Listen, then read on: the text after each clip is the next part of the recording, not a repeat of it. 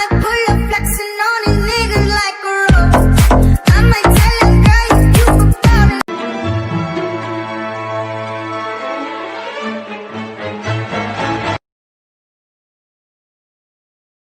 Nothing can stop me. I'm all the way up. Aydım diýilýär zat bar ha, biziň çağamyz. Bir kardeşlem aydym çıkarsa ömrü uzak bolsun diýen sebäp ol biziň çağamyz, biziň ýüregimizden çykýar, düşünýärmi?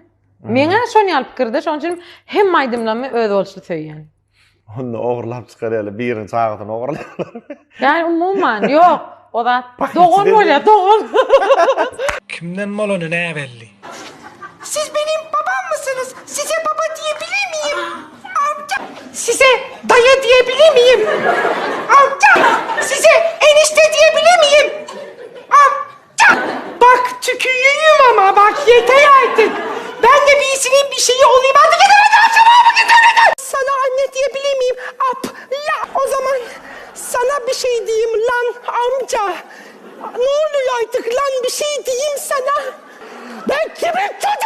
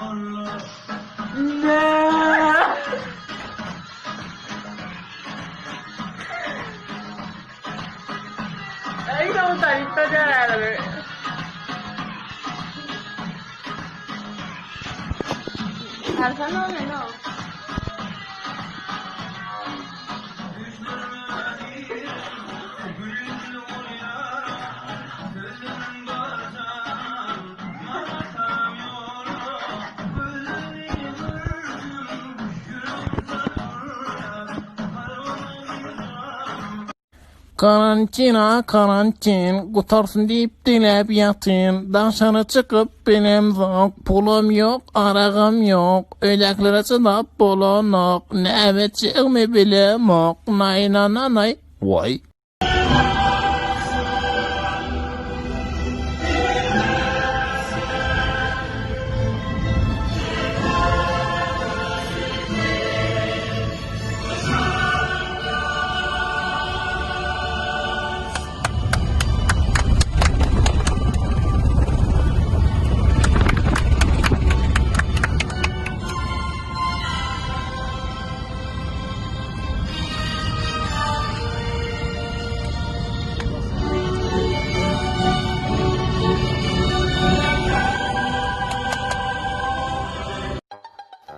Bir gün bir cüce kellesini isteyen ağırıp maskaraçılık deyip ıygırk atırmış.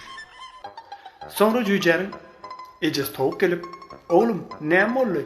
Näme maskaraçılık? Aytsana bana deyipdir. Sonra cüce ece men kakam pituh mu? Hava doğru. Vay bile men pituhun oğlu mu? Vay men maskara pituhun oğlu yenem kellesini isteyen ağırıyormuş. Alır bir yara. Yasir. Kandırın mı? Kamera. Tutma. Bir ovada diyelim. Bir ovada da. Başkası var ya.